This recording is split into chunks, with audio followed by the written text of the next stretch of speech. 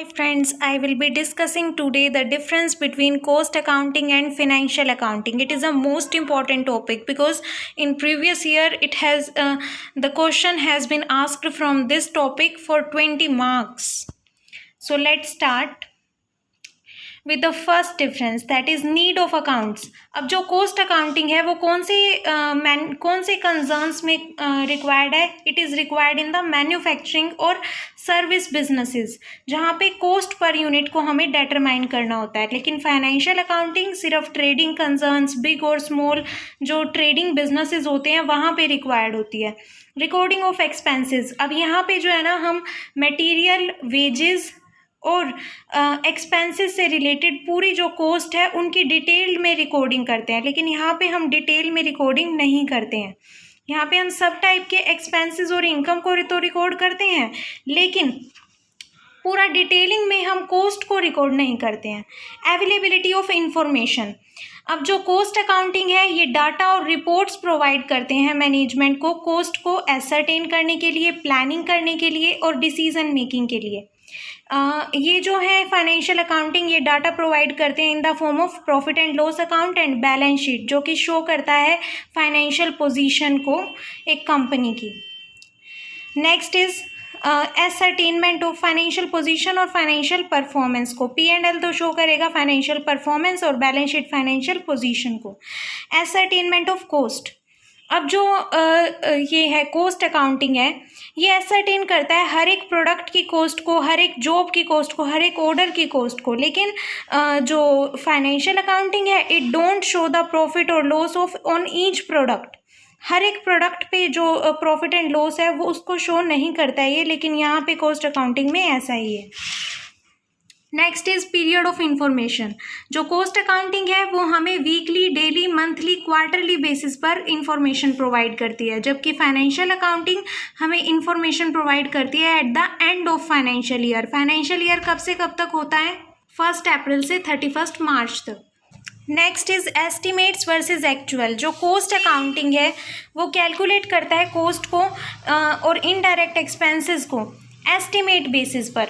लेकिन जो financial accounting है उसमें हिस्टोरिकल कॉस्ट के बेसिस पर हम डिटरमाइन करते हैं, प्रिपेयर करते हैं P&L और बैलेंस शीट, यानी कि हम उसमें एक्चुअल जो कॉस्ट है इनकर हुई है उसको हम कंसीडर करते हैं.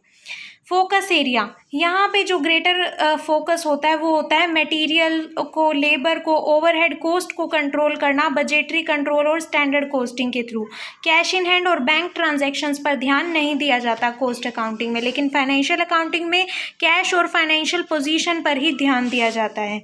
मटेरियल, लेबर, ओवरहेड पर नहीं दिया जाता. Calculation of tender price, tender price means selling price.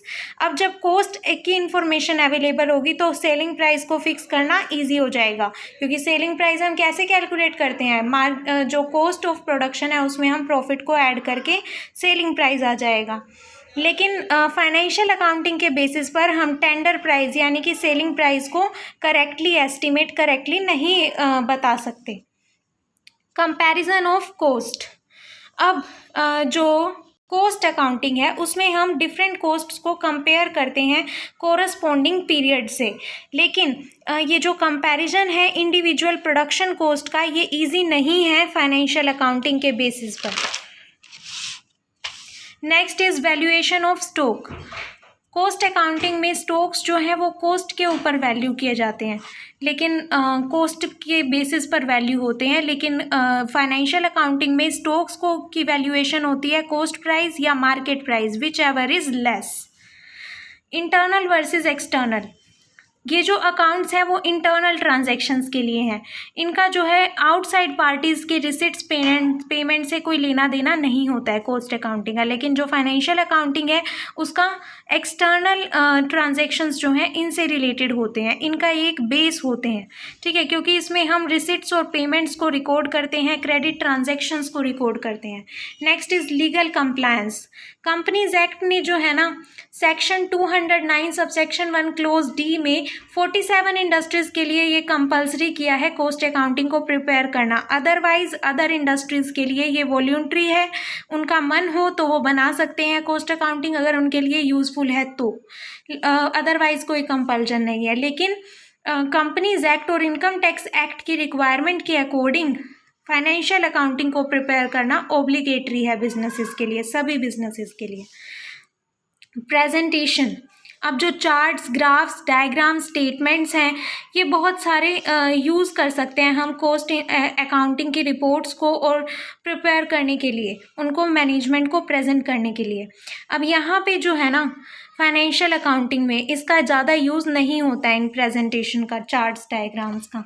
Objectives, इसका जो ऑब्जेक्टिव है कॉस्ट अकाउंटिंग का वो है एसिस्ट करना और मैनेजमेंट को गाइड करना, लेकिन फाइनेंशियल अकाउंटिंग का ऑब्जेक्टिव है एसेट्स और इंटरेस्ट को सेफ गार्ड करना। एम्फेसिस, यहाँ पे हम प्लानिंग और कंट्रोलिंग के ऊपर ज़्यादा ध्यान देते हैं कि प्लान करना है सबसे पहले और उसके बाद कंट्रोल करना है कॉस्ट को, लेकिन यहाँ पर फाइनेंशियल अकाउंटिंग में हम प्रॉफिट्स की कैलकुलेशन पर, स्टेट ऑफ अफेयर्स पर ज़्यादा ध्यान देते हैं। यहाँ पे जो एनालिसिस है वो मिनट बेसिस पर होता है, यहाँ पे ग्रोस बेसिस पर। एक्यूरेसी यहाँ पे फेयर है और कॉस्ट अकाउंटिंग में फेयरली होती है, जबकि फाइनेंशियल अकाउंटिंग में it is absolute. Thank you.